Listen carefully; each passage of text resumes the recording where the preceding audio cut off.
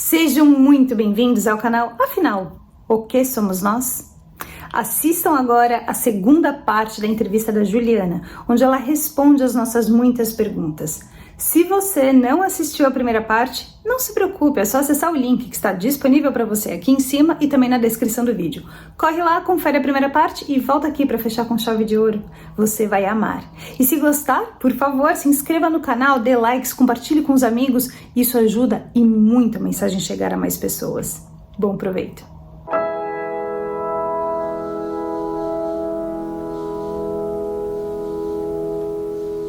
Começando pelo final, Juliana, eu amo uma prova física como essa que você tem.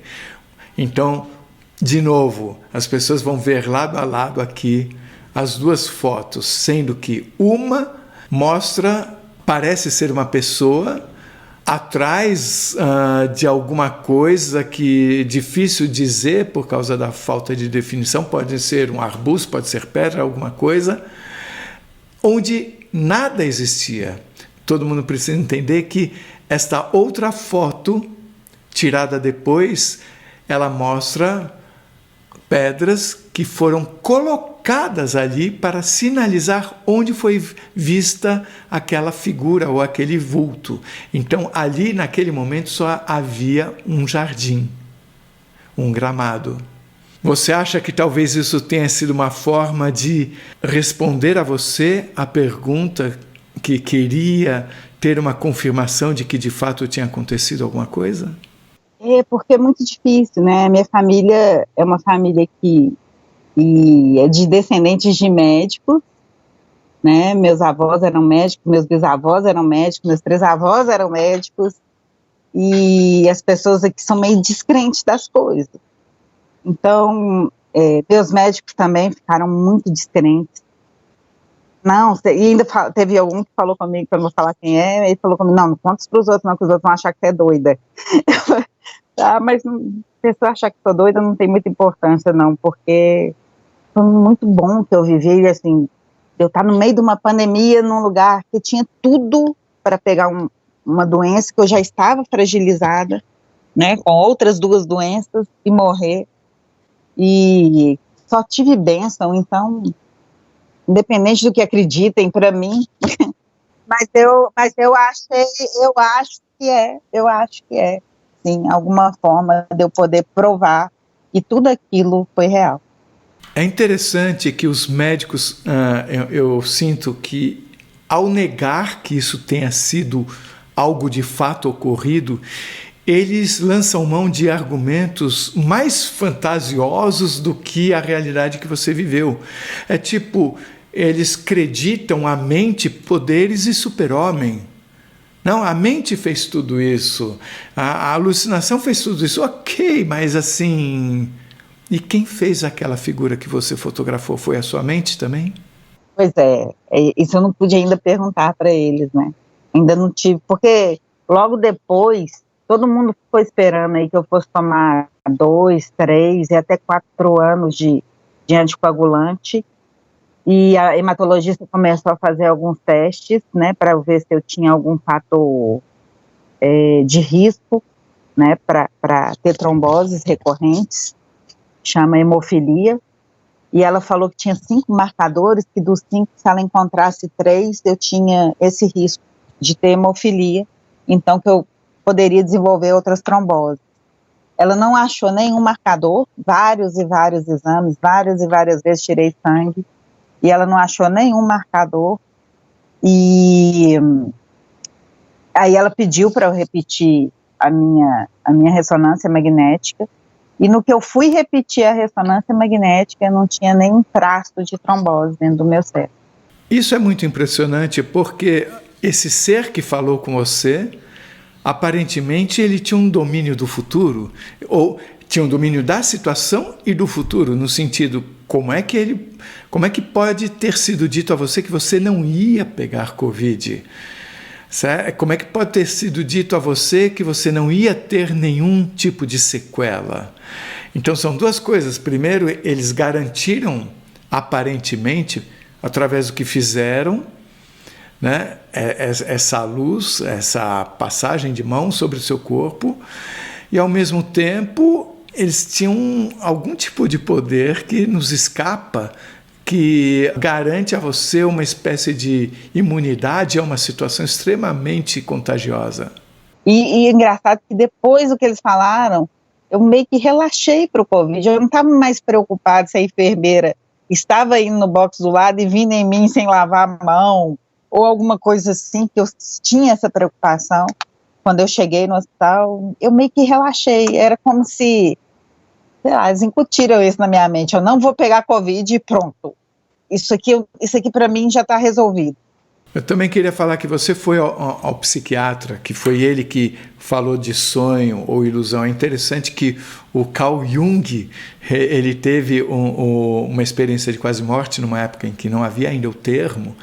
É interessante como ainda são poucas as pessoas, mesmo nessa área de tanto estudo que é da psiquiatria, ainda relutam em perceber a verdade que está aí. Eu falo isso porque eu tive um irmão que faleceu, que era esquizofrênico, sabe? Ele escutava vozes, tá? Então quase todo mundo que passa por uma experiência de quase morte escuta vozes. Eu acho que o que é necessário, minha opinião pessoal, é necessário rever a classificação da esquizofrenia do jeito como é feita, sabe? Ouvir vozes em si não significa uma coisa ou outra. Tem que se olhar para o contexto muito maior. Então, não sei se você comentou que você ouviu as vozes para o psiquiatra, mas ele possivelmente poderia até classificar você como, será que você está com esquizofrenia? Deixa eu só fazer aqui um parêntese, Carlos. Na verdade, de todos, e até isso me assustou um pouco também, o psiquiatra foi o que menos duvidou de mim. De todos, do meu neurologista, da hematologista, do meu ginecologista, ele foi o que menos duvidou. Ele falou comigo, o pai dele foi o médico que fez meu parto, tá? O parto da minha filha, perdão. E já faleceu também, faleceu em 2013.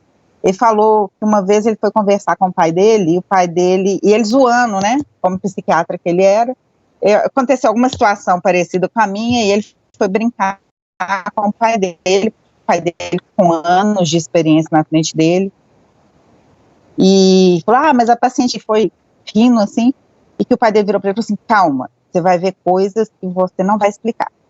Então ele falou que depois que ele ouviu isso do pai dele, que ele meio que baixou a bola dele, como psiquiatra que ele é, hoje ele é professor de uma faculdade, mas que ele ainda tem dificuldade para acreditar nisso, para acreditar nas coisas que fala.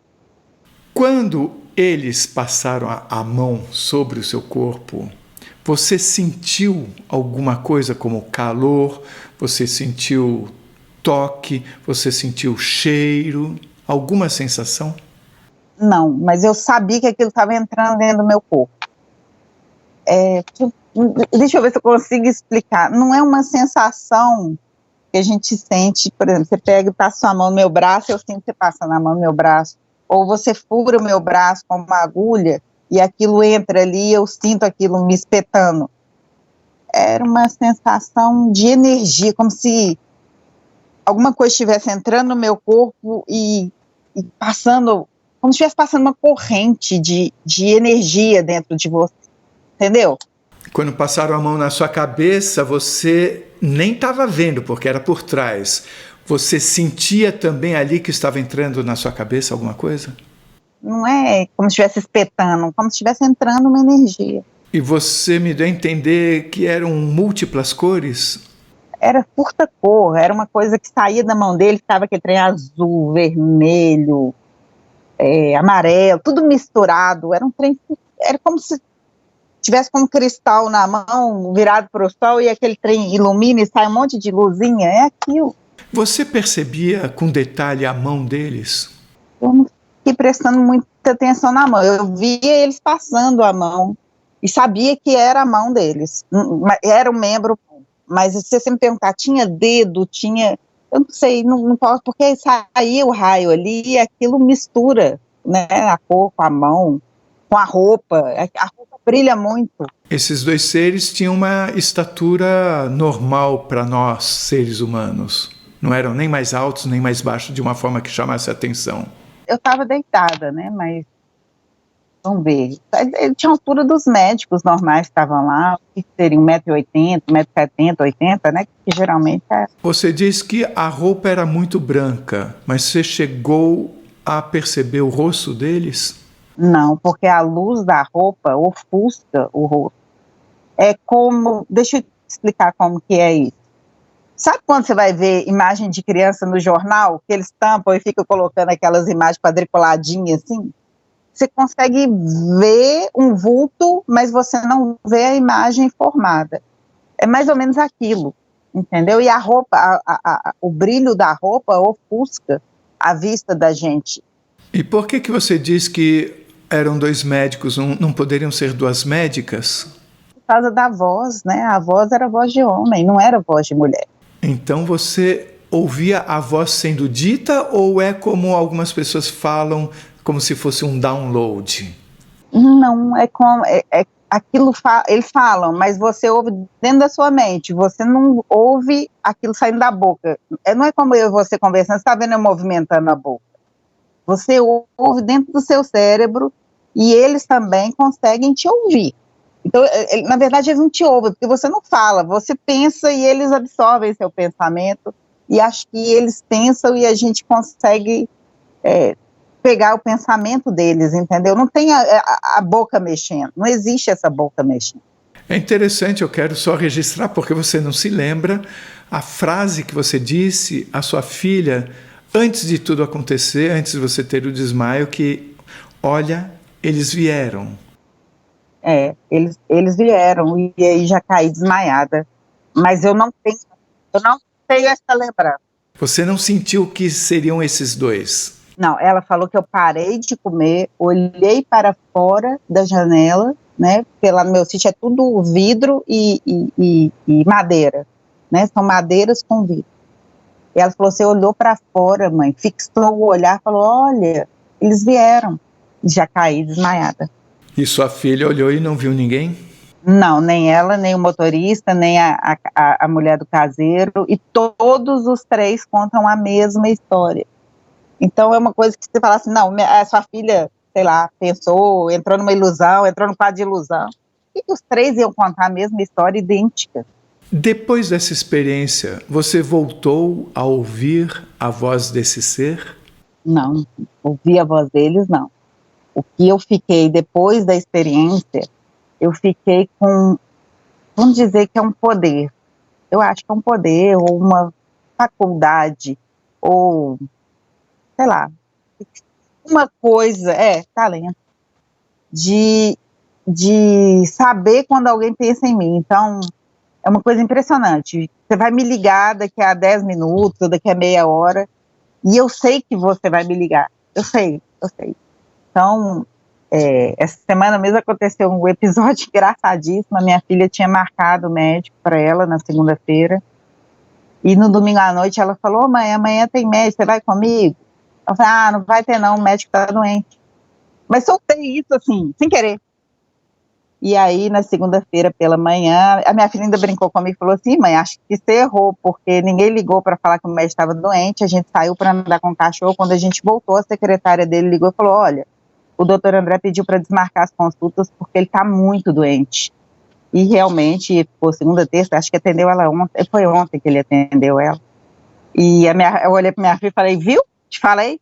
Por exemplo, se alguém chega perto de você, você consegue perceber o sentimento da pessoa? Você tem esse tipo de premonição? Sei se a pessoa está triste e está feliz, mas eu não sei o porquê. Eu consigo ver assim, essa pessoa não está muito bem, não. É como se a energia do corpo dela ficasse mais escura quando a pessoa não está bem. E quando a pessoa está bem, aquilo fica mais claro, mais com um tom branco, como os brancos. Mas isso quer dizer que você tem alguma percepção visual? Não é visual, é energia mesmo. A gente não enxerga a energia do outro. É como se fosse um novo sentido? Tem gente que fala que é aura. Eu cheguei a ler alguma coisa sobre isso, mas não sei se é aura. É como se a cor que envolve o corpo da pessoa mudasse, ficasse mais clara e mais escuro. Mas eu não vejo assim, é azul, é vermelho. Só mais claro e mais escuro. É como se aquela energia que eles colocaram aqui em mim, eu pudesse, sei lá, pudesse enxergar nos outros também. Né? Você estava no CTI quando essas duas pessoas vieram. Algo mais mudou na sua visão, a sala, a cor das paredes, o jeito como você percebia a existência daquela CTI, o áudio, o som nos seus ouvidos, quando você tinha essas duas presenças perto de você? Alguma coisa além da presença dessas duas pessoas mudou? Olha, na hora que eles estavam comigo, eu estava muito focada neles, olhando para eles. Eu não fiquei prestando atenção no que estava acontecendo ao redor. Mas eu sabia que eu estava num leito do CTI. Mas eu não fiquei prestando atenção para ver se eu estava enxergando as enfermeiras. As coisas são muito... A gente conta, parece que foi muito, muito tempo, mas não é tanto tempo assim. Ou o tempo é diferente, vamos dizer assim. O tempo deles talvez seja diferente do nosso. Mas eu não prestei atenção assim, no que estava em volta. Eles sugaram toda a minha energia. Sugaram não, eles estavam me dando a energia, mas eles sugaram meu foco, assim. Eu fiquei focada neles por causa da roupa branca, por causa da energia que eles estavam saindo da mão deles, que é uma coisa que a gente não conhece, né? Uma coisa que não é do nosso mundo, eu acho.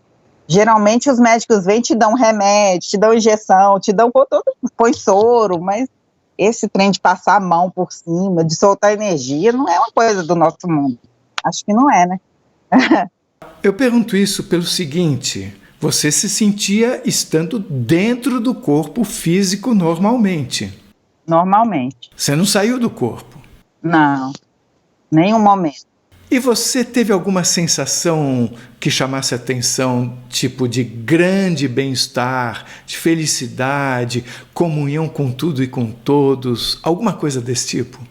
Não, depois que eles saíram, aí eu fiquei, sei lá, aí foi esse trem que eu te falei, que eu perdi o medo que eu estava, tanto de ter da minha trombose deixar sequela, e tanto de pegar Covid, aquele medo parece que, sei lá, parece que eles arrancaram aquilo de dentro de mim e levaram com eles. Então eu fiquei com aquela sensação de, nossa, eu estou tranquila aqui, de tranquilidade, de paz. Mas quando você estava... de pertencer ao todo, assim, não. Você não sentiu nada com a presença deles?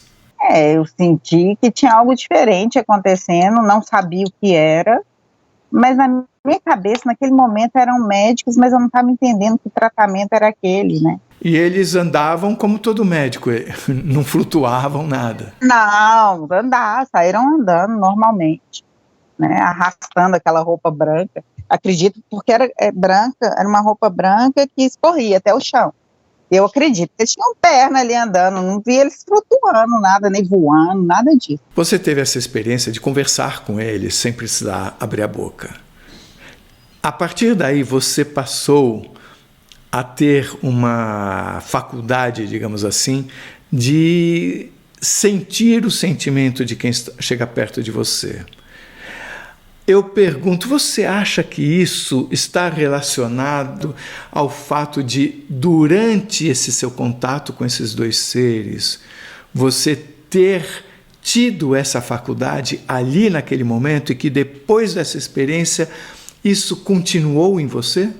Eu acredito que sim, E outra coisa também, assim, até noite que eu tô dormindo e eu acordo e fico pensando numa pessoa, e aí no dia seguinte eu sei que aconteceu alguma coisa com aquela pessoa, quer dizer, vem a notícia para mim que aconteceu alguma coisa. Isso aconteceu com um primo meu, ele teve um acidente de carro e eu acordei de madrugada e fiquei naquilo, gente, tá acontecendo alguma coisa, mas a gente não sabe o que é.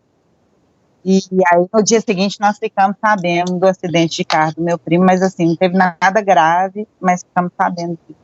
Você comentou em algum momento, talvez o tempo deles seja diferente. Então isso me faz se perguntar, durante o tempo dessa experiência, você sentiu o tempo correr de forma diferente? Eu acho que o meu relato, assim, ele é muito rápido. Para o nosso mundo, alguma coisa de minutos demora em torno de meia hora, 40 minutos, talvez uma hora, nesse mundo que é deles, que a gente não sabe que mundo que é, né? Nessa realidade paralela, ou nesse mundo que é deles, ou enfim. O tempo não é igual, não conta igual. Você acabou de falar nesse mundo que é deles. Você não sente nenhuma relação deles com você? Eles foram lá quando você estava precisando, ou não? Eu acho que a gente não está sozinho e que existe uma realidade paralela e que na hora que a gente precisa as pessoas socorrem a gente. Ou seja lá quem for, né, ou pessoas, ou médicos, o que eu chamo hoje, eu chamo eles de médicos. Médicos de outro lugar vêm nos ajudar e nos auxiliar nas nossas dificuldades. Você chama de uma realidade paralela ou dimensão, alguma coisa assim? Pode ser realidade paralela, pode ser um mundo além do nosso mundo, ou pode ser simplesmente a mente das pessoas, né, se deslocando de um lugar para outro. Vai saber, gente. É isso aí de que a gente descobrir.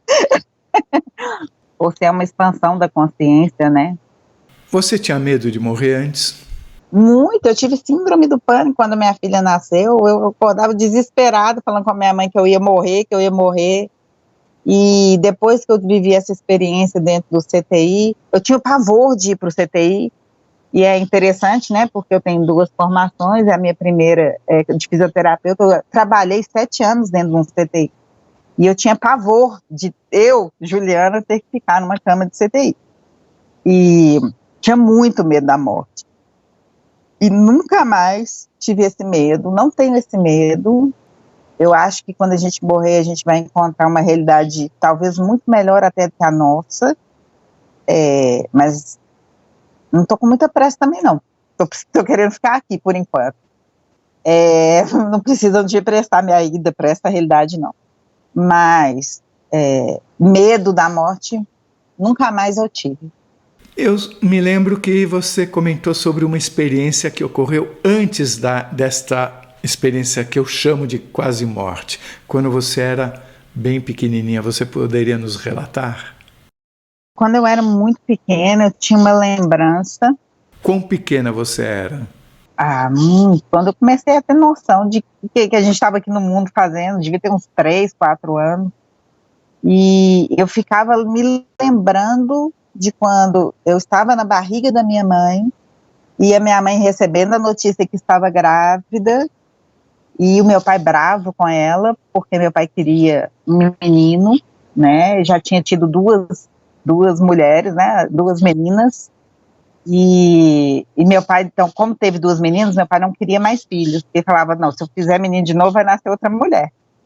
E a minha mãe, grávida, contando para ele, nervosa, com medo, e os 2 ansiosos depois, né, esperando aí que eu fosse um menino, e aí depois nasce a Juliana, que não tinha nada de menino. Mas gostaram, tá? Aí, assim, eu lembro da minha mãe contando para ele, sentada na cama, a roupa que ela estava vestida. Então, no começo eu não sabia se isso era sonho, se era realidade. E agora, depois de velha, né, eu confirmei com a minha mãe a história, e ela falou, e ela conta, ela falou, não, realmente teve esse dia, a gente teve essa conversa, seu pai realmente me xingou porque eu estava grávida, e me xingou depois também, quando você nasceu, que você era menina, porque naquela época não tinha, né, exame para saber se era menino ou menina, só ficava sabendo na hora lá do parto. Mas aí depois ele falou, não, mas depois a gente ficou apaixonado por você, eu não acho que seja muito verdade, não, mas é isso, mas é isso que aconteceu. E eu penso muito nisso, né, penso muito nisso. Me diz o seguinte, a sua lembrança, ela é visual ou é só sonora? Desse episódio, na barriga da minha mãe? Isso.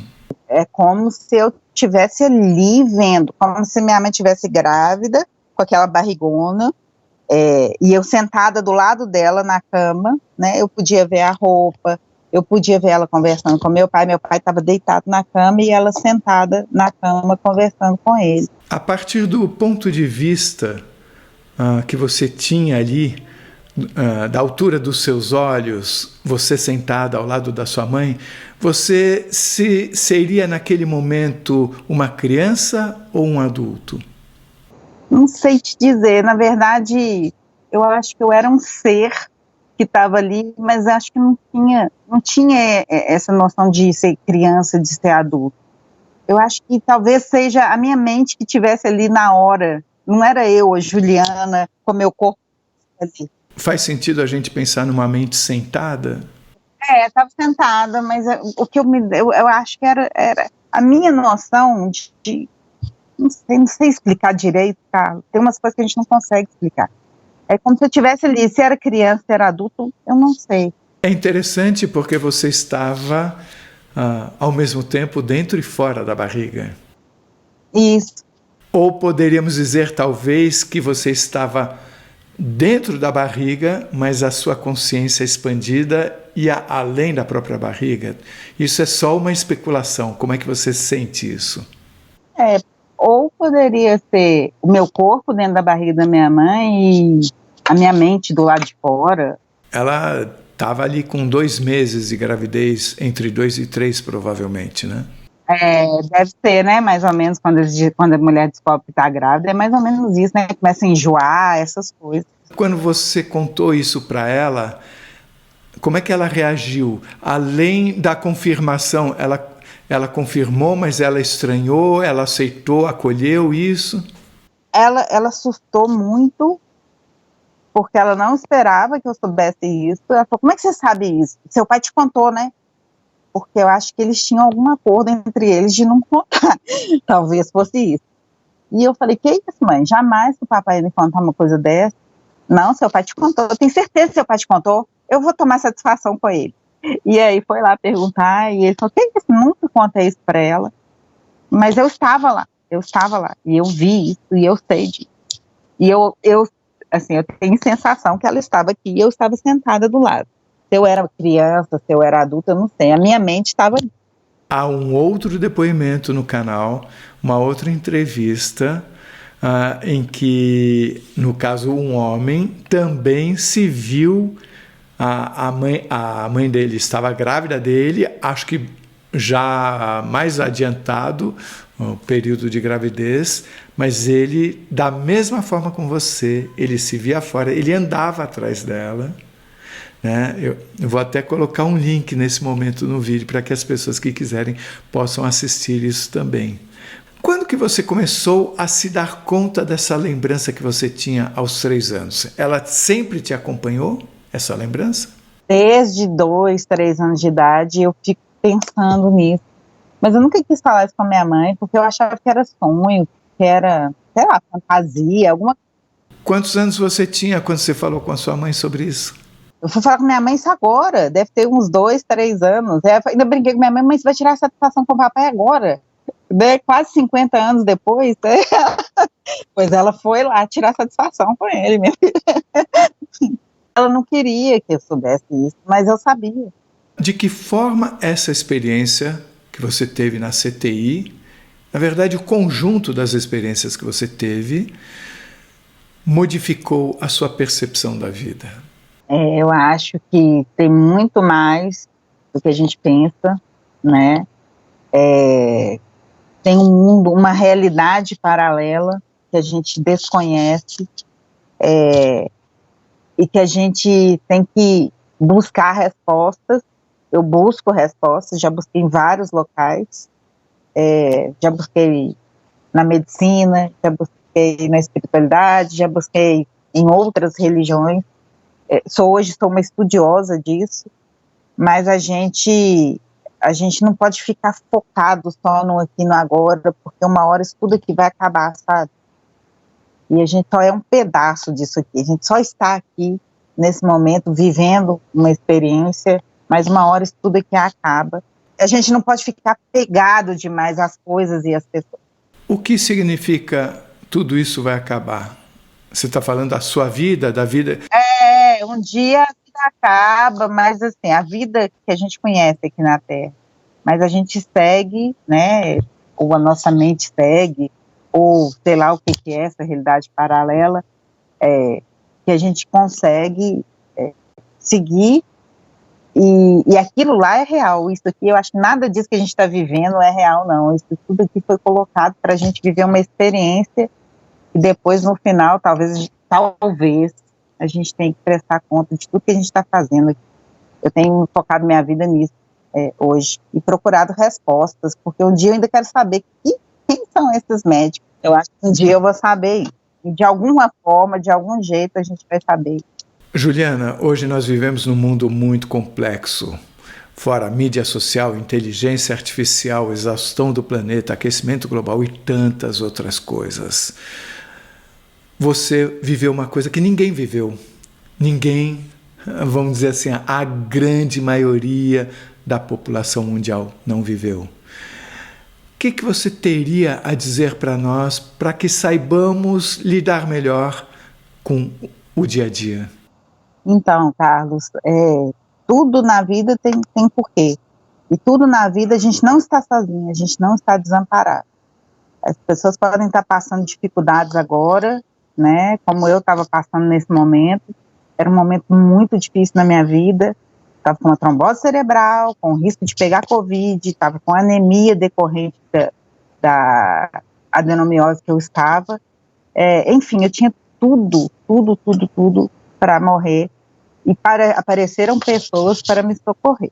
Então, não importa o que a gente esteja passando, as dificuldades, a fase ruim, sabe? Tudo tem alguém para nos aparar. Do outro lado, que eu chamo hoje de outro lado, né, na outra dimensão, a gente está sendo amparado o tempo inteiro. Ninguém está sozinho, tudo que a gente precisa passar, a gente vai passar, tem que enfrentar, né, olhar e falar, não, vou enfrentar, vou encarar, vai dar certo, e vamos seguir em frente, um dia de cada vez, né, e é isso.